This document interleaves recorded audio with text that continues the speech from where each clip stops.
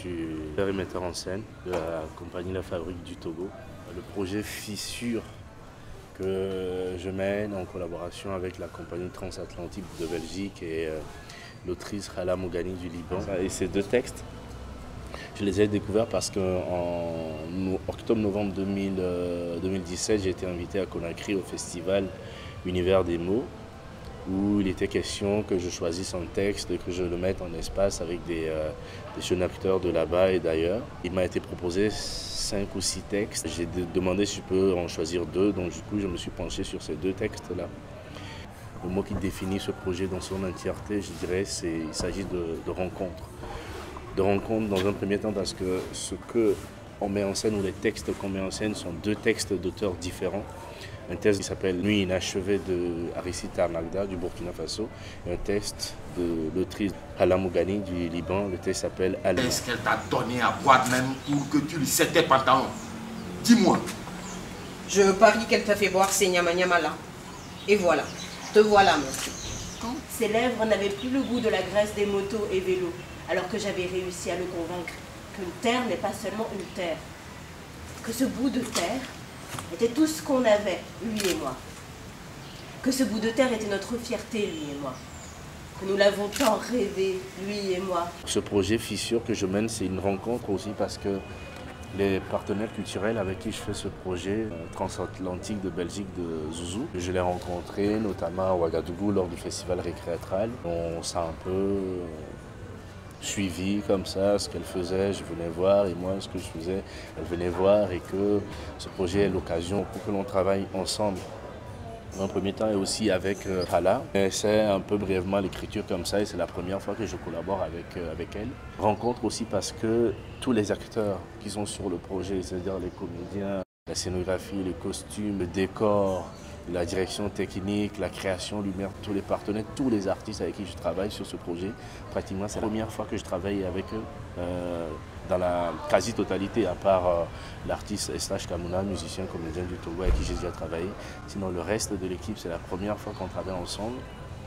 Et donc, du coup, entre partenaires artistiques, qui est la compagnie La Fabrique du Togo, transatlantique de Belgique et Hala du Liban, aussi les acteurs comme David Lunga qui vient du Congo, Limia qui vient de France et puis Povi Alono, le Diapo qui est musicienne chanteuse qui vient du Togo.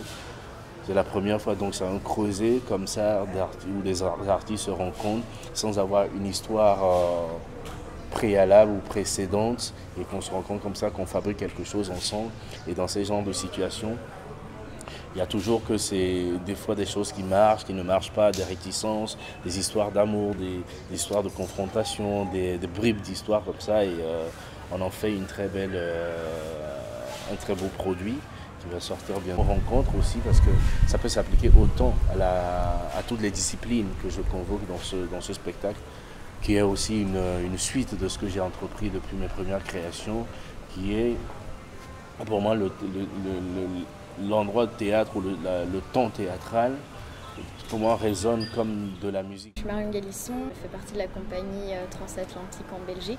Au niveau de la scénographie, l'enjeu était aussi de comment exploiter les palettes avec la lumière et comment tout d'un coup les palettes peuvent venir sculpter la lumière en venant les superposer, les agencer.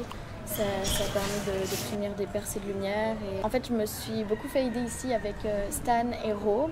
Et donc en fait, ce qui était très intéressant, c'est qu'on travaillait avec les artisans du quartier, on travaillait avec les palettes et pourtant plein de choses étaient possibles. Il suffisait d'aller voir un artisan et on obtenait très vite en fait ce qu'on voulait.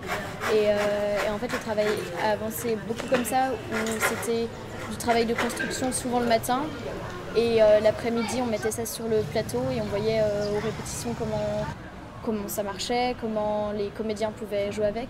Donc c'était vraiment des allers-retours entre les artisans, aussi bien le soudeur, le menuisier, le peintre.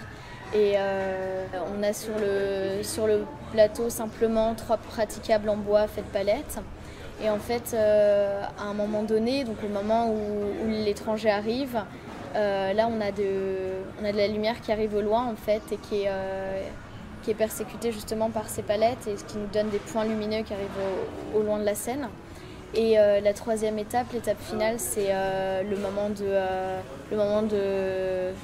violence, de colère, où tout s'effondre, en fait, toutes ces palettes s'effondrent, les papiers s'envolent et ça devient complètement le chaos sur scène. Donc c'est vraiment, on a imaginé cette scénographie comme ça, qui est vraiment une évolution au départ assez calme et une lumière arrive au loin et tout d'un coup un gros chaos et voilà. Et ce qui était très intéressant avec Maoussi, c'est que Maoussi n'envisage pas la scénographie simplement comme un décor qui est là pour décorer, mais en fait le décor participe complètement au jeu des comédiens et à chaque fois ça crée des nouveaux espaces de jeu et ça pour moi c'était un réel plaisir en fait de voir que la scénographie, bah ouais, en fait c'est un outil de jeu. La glaise ne peut pas devenir séparée de la glaise.